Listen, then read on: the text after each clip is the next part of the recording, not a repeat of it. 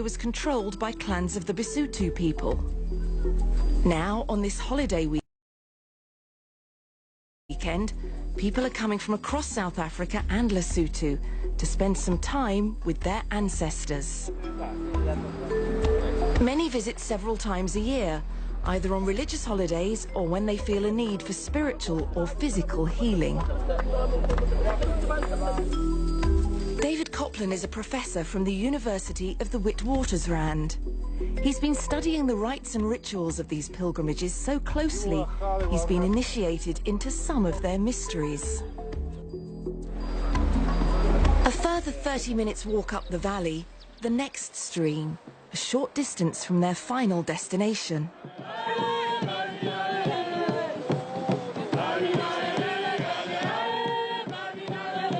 Here, more ceremonies and offerings to their ancestors. They are nearing a holy place. People have come here to stop and pray by the river because it's the last portal, kind of a watery gateway to the sacred cave which is above. So it's here that you have to ask the ancestors' permission to cross the water safely in a spiritual sense and to proceed up to the cave where actual rituals many hours long will take place.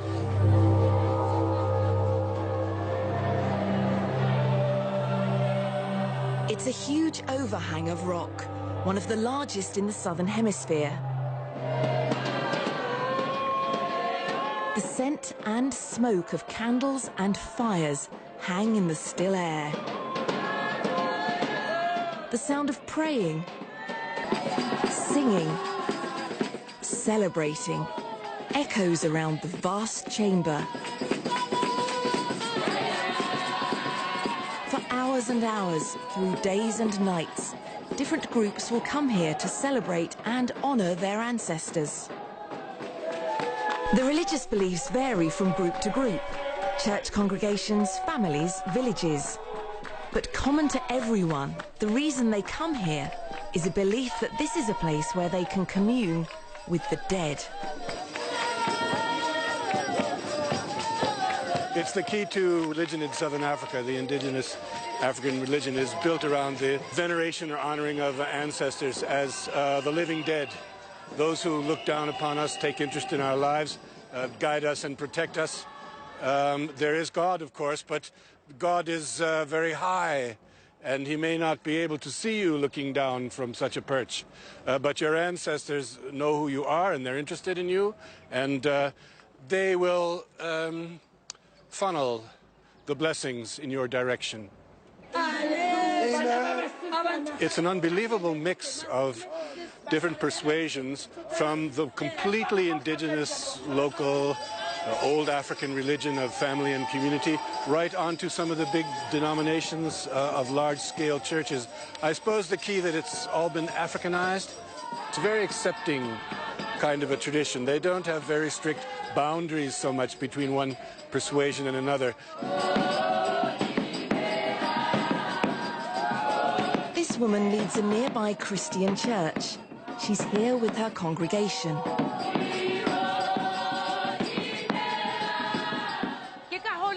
This cave's alive because of the ancestors and God. All of our problems are solved once we leave this cave.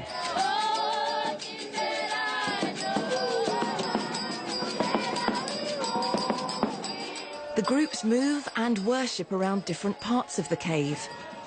Some believe that their ancestors lived in one part, ate in another, are buried in yet another section.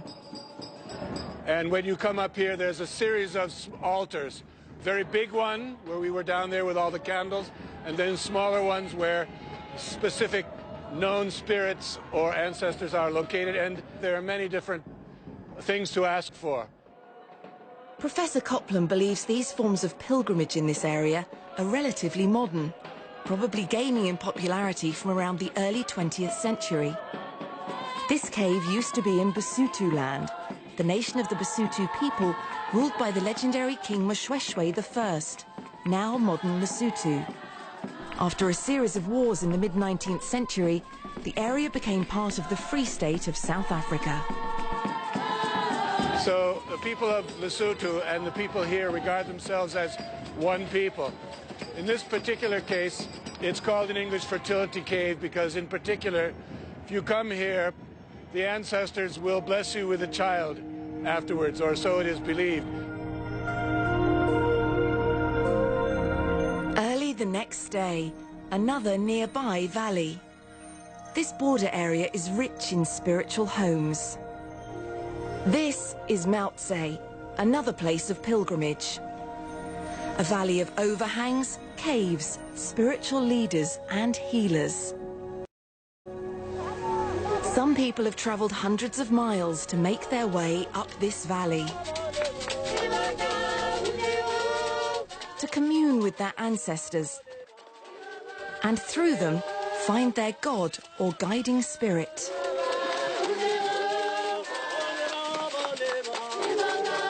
Here again, the beliefs are syncretic, a fusion of Christianity and indigenous religions.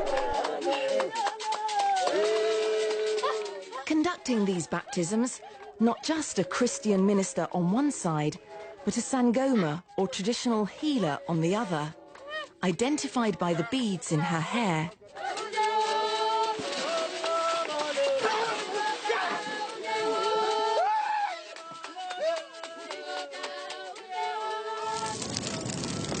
And as pilgrims move further through the valley, the later it gets, as the fires come up, the indigenous life and culture starts to come out.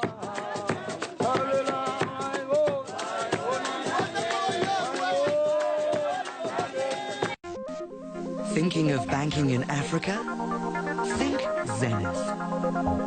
Zenith Bank PLC is one of the biggest banks in Africa, with about 1 million shareholders and over 300 business offices in Nigeria and subsidiaries in other African countries and the United Kingdom. Committed to the best possible customer experience. Zenith Bank, in your best interest.